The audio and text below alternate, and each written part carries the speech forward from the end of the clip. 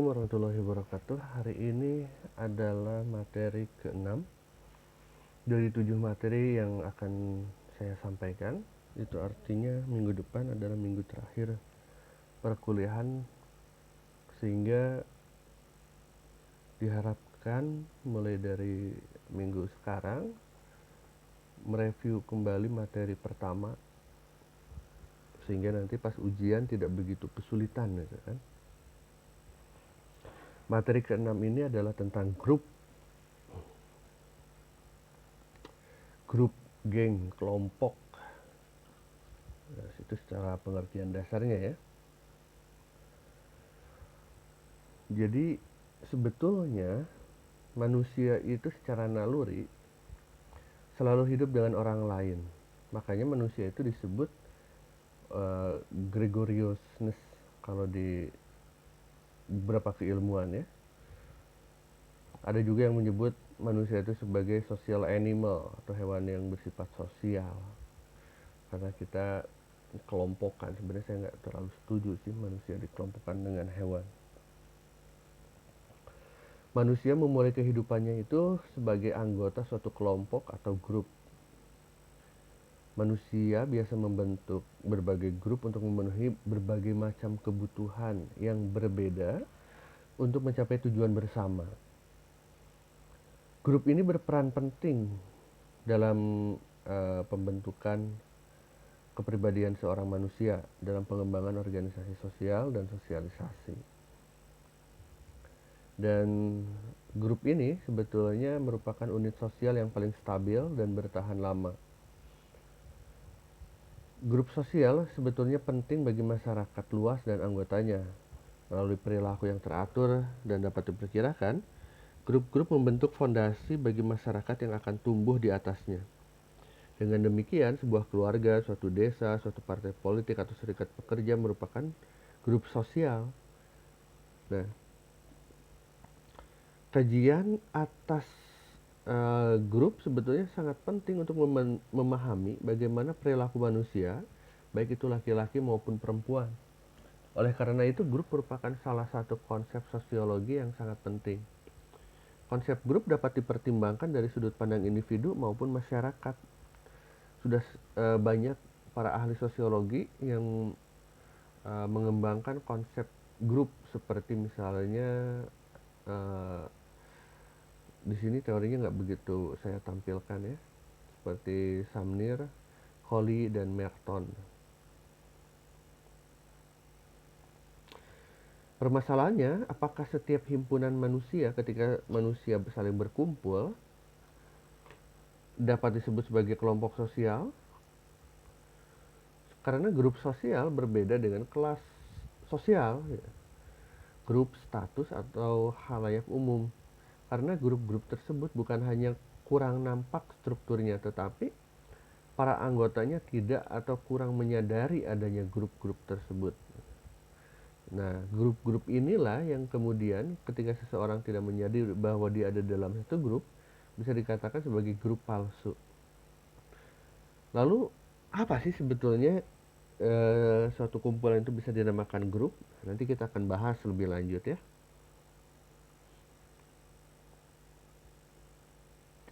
Kita mulai dengan konsep dan definisi grup.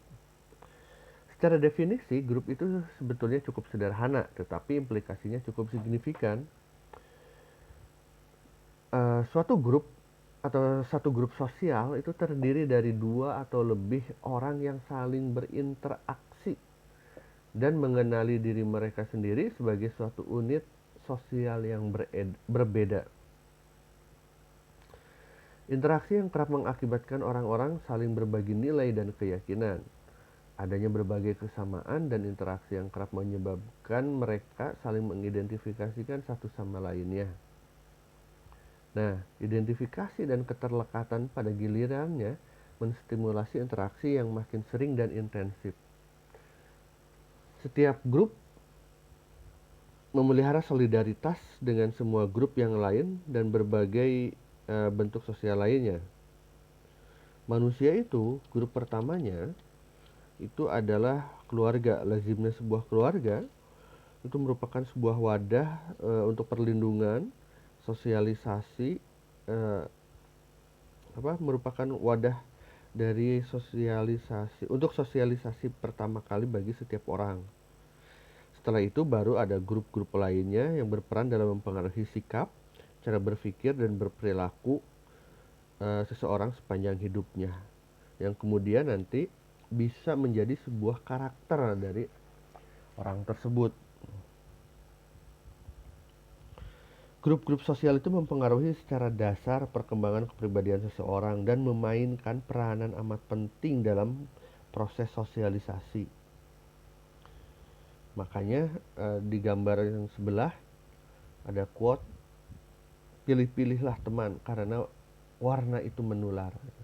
Jadi kalian dalam bersahabat dengan orang lain harus dilihat kita ingin menjadi seperti apa dan bagaimana, maka bergaulah dengan mereka.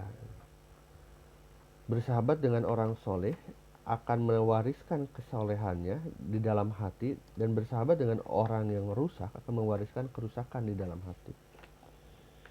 Meskipun seringkali ada istilah kalau bergaul itu atau menjadi manusia itu harus seperti ikan di laut. Karena apa? Air laut asin, tapi ikan itu kalau sudah keluar dari laut tidak asin, nggak bisa juga. Banyak juga pepatah yang mengatakan kalau kita bergaul dengan tukang parfum, pasti badan kita wangi karena setidaknya kita akan kecipratan lah wangi-wangiannya gitu. Satu grup tidaklah terutama dicirikan oleh jumlah anggota, meskipun tentu bila hanya satu orang tidak dapat membentuk grup.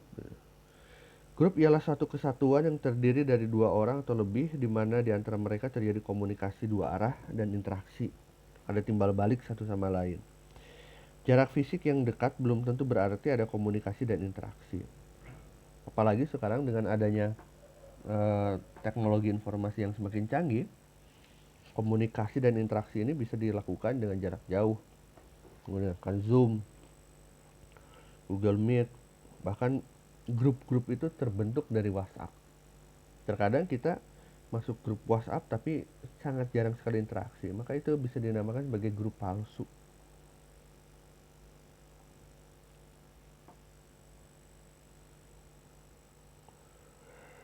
Grup itu dapat berumur lama atau relatif mantap dan dapat pula sebagai bersifat sementara. Jadi nggak mungkin grup itu ada terus gitu. Bisa cukup lama atau sementara.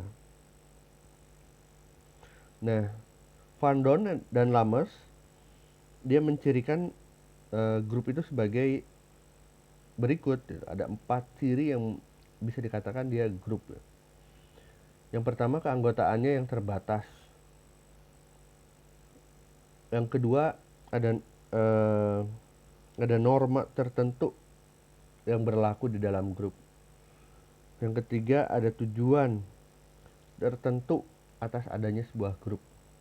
Dan yang terakhir adalah ada latar belakang tertentu yang membuat grup itu terbentuk.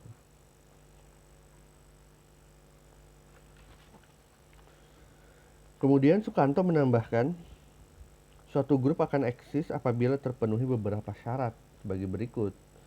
Yang pertama, ada kesadaran dari setiap anggota sebagai bagian dari grup. Harus sadar dulu nih bahwa kita merupakan anggota dari sebuah grup. Mau itu grup keluarga, grup kuliah, grup lainnya gitu. Kita harus sadar bahwa oh iya, saya anggota dari grup tersebut gitu, dan maka dari itu harus ada timbal balik di dalamnya. Ada hubungan timbal balik antara anggota yang satu dengan yang lain. Ada suatu faktor yang dimiliki bersama sehingga hubungan antar mereka bertambah erat. Seperti misalnya faktor yang dimiliki bersama itu contohnya nasib, kepentingan, tujuan, ideologi, musuh bersama.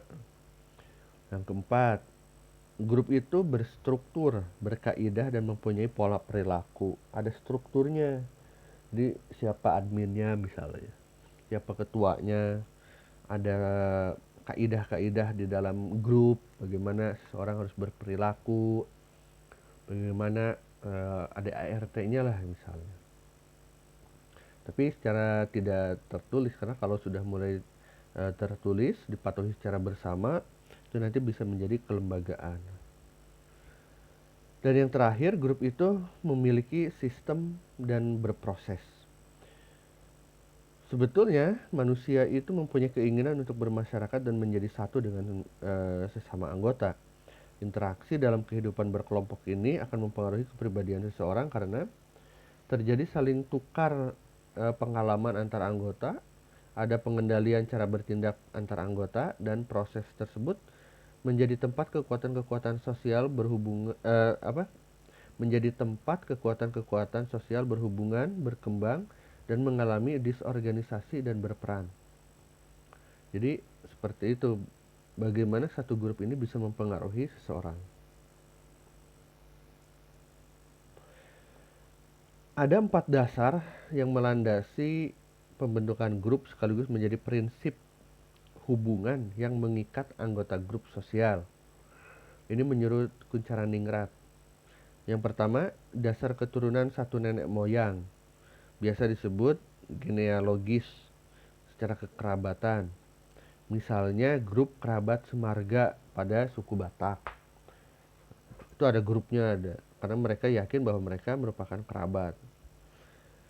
Yang kedua, dasar tempat tinggal bersama berdekatan, ada unsur teritorial di dalamnya. Misalnya grup pengajian ibu-ibu, misalnya bisa seperti itu. Ada juga dasar kepentingan bersama, itu tujuan-tujuan yang bersifat khusus, misalnya kelompok sambatan. Dan yang terakhir, atas dasar program pihak atas desa, misalnya Dasawisma dari BKKBN. Namun sebetulnya terbentuknya suatu grup sosial tidak mutlak hanya atas dasar salah satu faktor, melainkan mungkin juga lebih dari satu faktor. Misalnya grup pengajian ibu-ibu, selain faktor tempat tinggal yang dekat, juga karena ada kepentingan bersama, seperti menjalin keakraban dan lain sebagainya, menambah ilmu.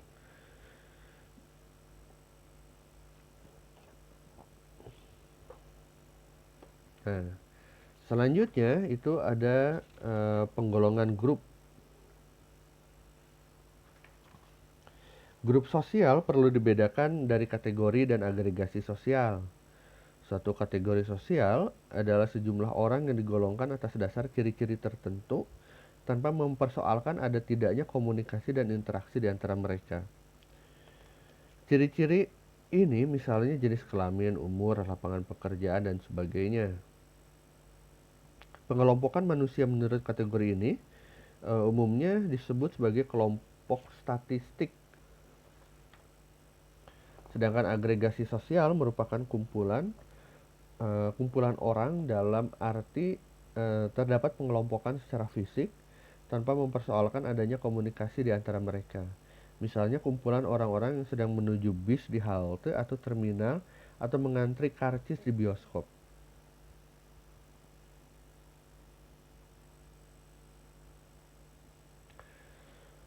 Penggolongan dari sebuah grup dapat dilakukan berdasarkan beragam klasifikasi, misalnya berdasarkan kualitas atau tipe hubungan antar para anggota, sehingga muncullah kalau berdasarkan kualitas itu ada grup primer dan sekunder, formal dan informal, paguyuban atau Gemeinschaft,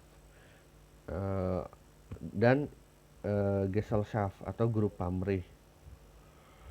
Penggolongan atas kelas sosial, ada yang grup horizontal antara orang-orang seangkatan atau setingkatan, dan grup vertikal. Atau ada juga penggolongan grup itu atas dasar jumlah anggota. Ada grup orang dalam atau grup orang luar. Atas dasar perasaan persatuan satu grup, ada grup terbentuk atas partisipasi yang terpaksa, dan ada grup preferensi. Misalnya kita bahas satu persatu ya. Misalnya ini adalah satu grup berdasarkan kualitas, sehingga ada yang namanya grup primer dan grup sekunder. Jadi kalau kita ukur berdasarkan derajat interaksi dalam sebuah hubungan sosial, dapat dibedakan grup itu menjadi grup primer dan sekunder. Grup primer itu memiliki ciri-ciri hubungan primer atau face to face, saling mengenal satu sama lain secara pribadi, secara personal. Terus yang kedua, ada kerjasama yang kuat. Yang ketiga, psikologinya dekat. Dan yang keempat, emosional. Tujuan individu itu sama dengan tujuan kelompok. Ini dinamakan grup primer. Jadi tujuan individunya sama dengan tujuan kelompok. Terus kalau grup sekunder itu ciri-cirinya hubungannya sekunder, nggak selalu kontak atau saling mengenal, bebas-bebas aja. Terus yang kedua, kontak sosialnya lemah, rendah, objektif. Itu yang ketiga. Yang keempat, loyalitasnya rendah. Grup sekunder pada dasarnya harus memenuhi batasan grup primer terlebih dahulu. Hanya ukurannya lebih besar dan kontak sosialnya lemah.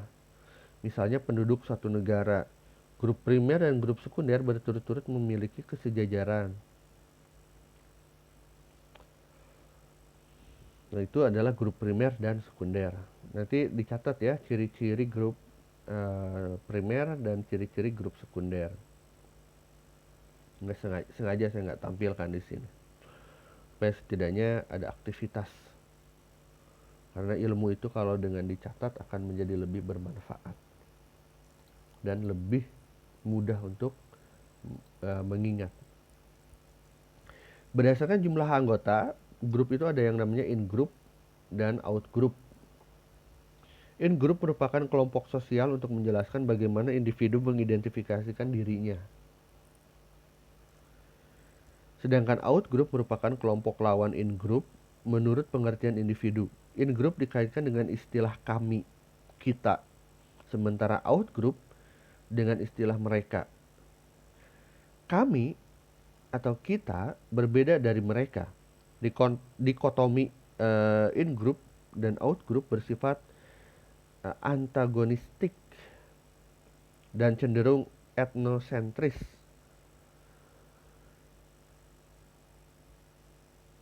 Misalnya, grup kami lebih unggul dari grup mereka, seperti itu.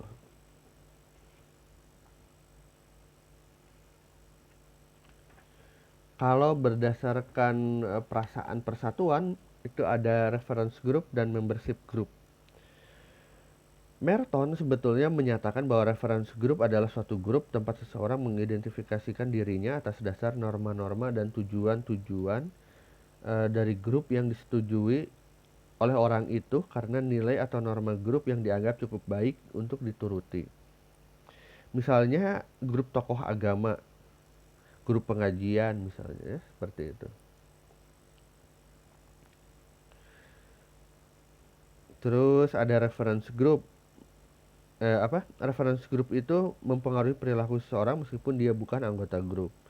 Grup yang menjadi referensi seseorang dapat berubah-berubah sesuai dengan situasinya. Pada masa remaja misalnya, seseorang menjadikan kelompok selebriti, misalnya seperti sekarang ya, anak-anak muda menggemari sekali bagaimana grup band K-pop gitu. Sehingga mereka berupaya meniru gaya berpakaian, potongan rambut, dan lain sebagainya. Kemudian ketika lebih dewasa, grup referensinya berganti dengan kelompok lain dan seterusnya. Sementara itu, untuk membership group atau grup keanggotaan adalah tempat setiap orang secara fisik menjadi anggota kelompok secara otomatis. Misalnya keluarga mahasiswa asal Jakarta di Untirta, bisa jadi seperti itu. Keluarga mahasiswa bidik misi, kayak gitu. Merujuk pada penggolongan tersebut dan berdasarkan hubungan antar anggota, maka kelompok eh, kelompok-kelompok relawan yang terbentuk secara ilmiah tidak ada menggerakkan dapat dikategorikan sebagai Gemeinschaft. Gemeinschaft itu kelompok tanpa pamrih, relawan namanya juga, tidak dibayar dan tidak ada gaji. Selain tiga ini berdasarkan kualitas, jumlah anggota dan persatuan, ada juga grup formal dan informal. Grup formal ini adalah grup yang mempunyai peraturan-peraturan yang tegas dengan khusus dirumuskan oleh anggota-anggotanya untuk mengatur antar mereka. Ini grup formal. Kalau grup informal, peraturan-peraturan tidak tertulis, peraturan-peraturan tertulis tidak terdapat. Jadi nggak ada peraturan tertulis, bebas-bebas aja, itu grup informal. Grup kelas itu sebetulnya grup informal karena di dalamnya tidak ada aturan-aturan tertulis. Orang bebas komen, post sesuatu dengan cara bebas.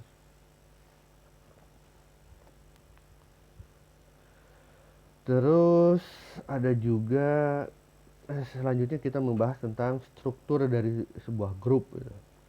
Jadi grup itu memiliki struktur yang menggambarkan bagaimana hubungan antar pelaku serta proses sosial yang menyertainya. Dalam telaah grup, konsep hubungan sosial itu amat penting. Bahkan menurut Van Dorn dan Lammers, dalam menelaah sebuah hubungan sosial antar individu atau individu dalam kelompok ataupun kelompok dengan kelompok, harus memperhatikan tiga hal ini. Yang pertama, hubungan status antar para pelaku.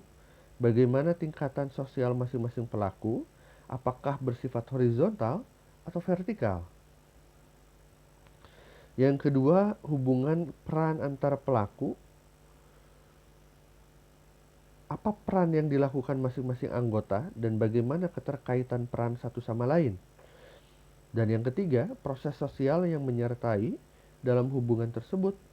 Apakah asosiatif atau disosiatif. Dalam kaitan ini, penting sebetulnya untuk memahami konsep status dan peranan sosial. Status sosial menunjukkan pada posisi seseorang dalam struktur sosial tertentu dan dalam konteks pola budaya tertentu, sedangkan peran sosial menunjukkan pada keseluruhan norma dan harapan masyarakat pada perilaku orang-orang tertentu dalam status sosial tertentu dan dalam konteks pola budaya tertentu.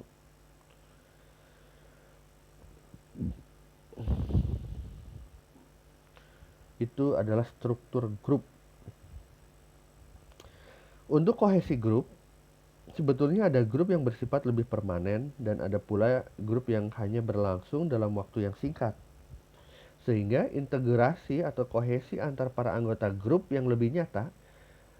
Jadi interaksi para anggota grup yang lebih nyata, ada face to face, ada timbal balik, ada satu keterikatan yang jelas, ada aturan dan lain sebagainya, itu relatif menjadi lebih permanen.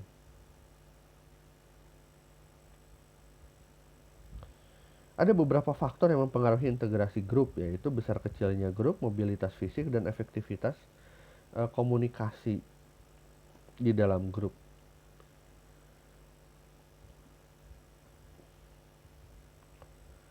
Terus integrasi grup yang lebih besar biasanya merupakan hasil perpaduan kepentingan-kepentingan bersama yang dikejar, kesamaan ciri-ciri antar grup, norma-norma perilaku, dan berbagai konsensus yang menyangkut tata cara kegiatan kerjasama.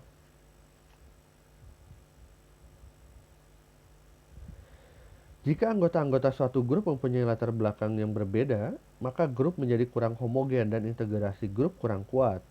Karena pasti orang yang memiliki latar belakang yang sama akan berkumpul dengan latar belakang yang sama. Seperti misalnya di kelas kalian itu seseorang akan berteman dengan orang lain yang dianggapnya memiliki karakter yang mirip-mirip dengan dirinya. Besar kecilnya jumlah anggota suatu grup itu juga mempengaruhi tingkat keintiman hubungan-hubungan antar anggota. Grup yang lebih kecil biasanya menunjukkan hubungan-hubungan antar anggota yang lebih informal dan bersifat pribadi dibanding dengan grup yang anggotanya lebih besar. Nah, selanjutnya mengenai mobilitas fisik, sejumlah anggota grup ke suatu wilayah yang lain, atau mobilitas fisik sejumlah anggota grup ke suatu wilayah yang lain yang terpisah berjauhan dapat merupakan suatu faktor yang memperlemah integrasi grup yang bersangkutan.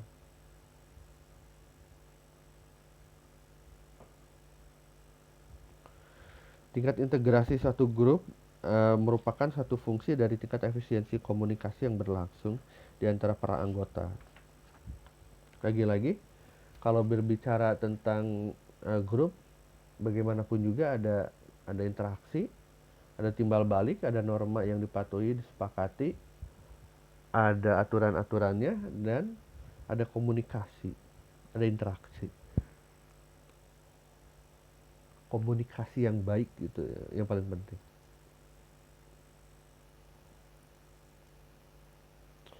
Terus integrasi grup ini dapat dikaji dengan mengambil contoh keluarga. Keluarga itu merupakan grup kecil dan sebagai grup primer mempunyai tingkatan integrasi yang umumnya lebih kuat dibandingkan dengan grup lainnya yang lebih besar. Akan tetapi, integrasi grup keluarga mungkin juga melemah karena perbedaan kepentingan antar anggota. Beberapa anggota memasuki proses sosialisasi di dalam grup-grup lain yang dianggap lebih penting. Misalnya seorang anak berkeluarga sehingga jauh dari keluarga inti awalnya gitu. Atau bergabung dengan yang lainnya seperti kuliah dan lain sebagainya sehingga interaksi, komunikasi, tingkat bertemu itu menjadi lebih jarang.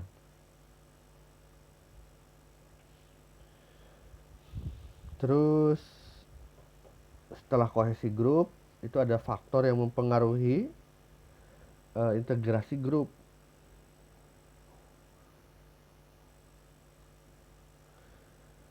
Ada ada 3 yang mempengaruhi. Yang pertama efektivitas komunikasi, besar kecilnya grup, dan mobilitas fisik.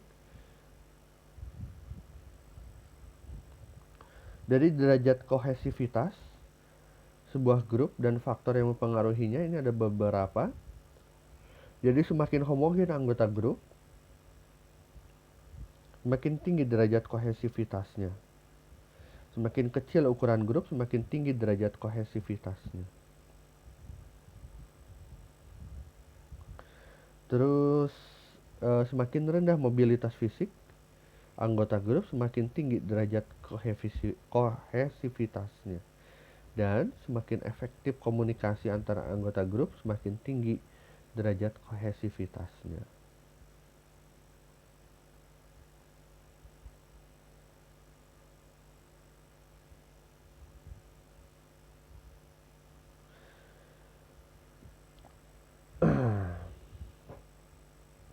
Dinamika grup merupakan pola interaksi sosial yang berulang di antara anggota grup. Pola-pola ini dipengaruhi oleh beberapa faktor, yaitu ukuran grup, konformitas dan kontrol, kepemimpinan, dan pengambilan keputusan. Nah, Kalun itu menyebutkan bahwa di antara faktor tersebut, besarnya grup merupakan hal yang paling penting. Mengapa? Karena pada ukuran grup, semakin besar anggota grup, makin rendah tingkat kohesivitasnya. Ketika suatu grup hanya terdiri dari 2 orang, maka pola interaksi sosial antar anggota grup akan lebih jelas. Konformitas dan kontrol ini untuk mencapai suatu grup yang harmonis diperlukan kesepakatan dari semua anggota mengenai peraturan dan norma-norma yang berlaku. Konformitas konformitas atas berlakunya norma-norma tidak selalu bersifat permanen. Kalau konformitas tersebut didasarkan pada peraturan-peraturan dan konsensus yang memungkinkan dilakukannya kontrol secara paksa, misalnya di rumah sewaan atau kalian yang mengontrak rumah ya untuk tempat tinggal sekarang di perantauan, berlaku ketentuan bahwa penghuni yang lupa menyiram toilet misalnya atau lupa membayar uang uang kontrak misalnya bisa didenda Rp1.000 misalnya seperti itu, atau kalau lupa bayar kontrakan bisa didenda berapa. Itu bisa aja dilakukan seperti itu, tapi sebaiknya hal-hal seperti itu bisa dihindari. Tapi ini adalah tentang konformitas, ada norma-norma di dalamnya. Supaya dalam satu grup tersebut bisa terjadi kontrol. Yang ketiga, mengenai kepemimpinan.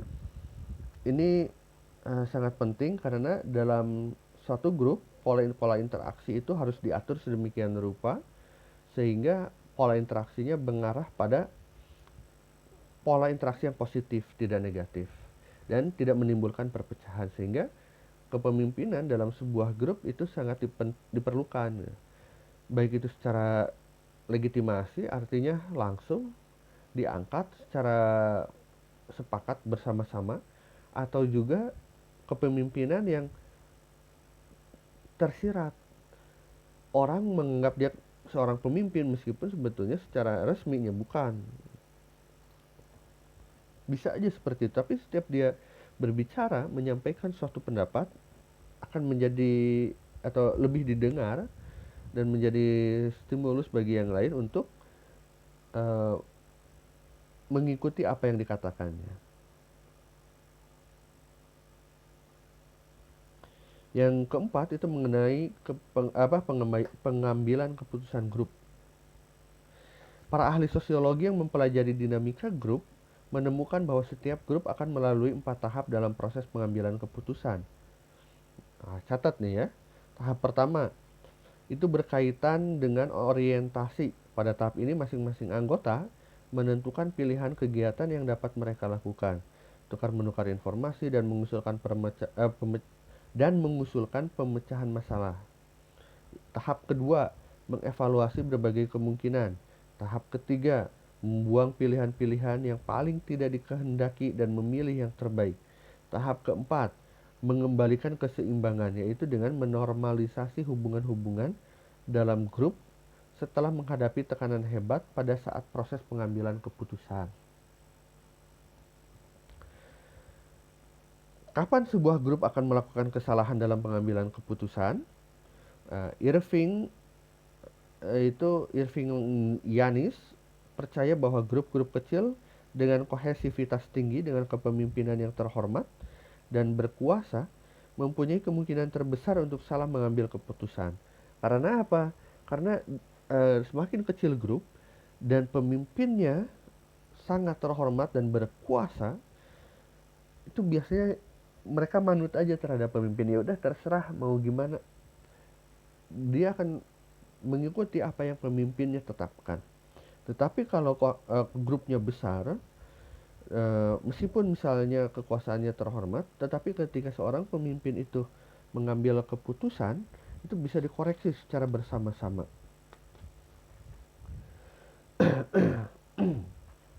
Itu dinamika grup yang merupakan materi terakhir untuk sub-bahasan yang sekarang. Sekian kuliah hari ini. Terima kasih atas partisipasinya. Jangan lupa kalau mendengarkan uraian ini, penjelasan dari ini, dicatat karena ada beberapa hal yang tidak saya tampilkan di slide tadi materi. Pesan saya untuk kalian, dengan mempelajari grup ini, kalian bisa mengenali seseorang dengan jadi untuk berteman, maka kenalilah seseorang dengan siapa dia bersahabat. Karena seseorang itu tergantung pada agama temannya atau perilaku temannya. Oleh karena itu, salah satu di antara kalian hendaknya memperhatikan siapa yang dia jadikan teman. Oke ya, terima kasih. Assalamualaikum warahmatullahi wabarakatuh.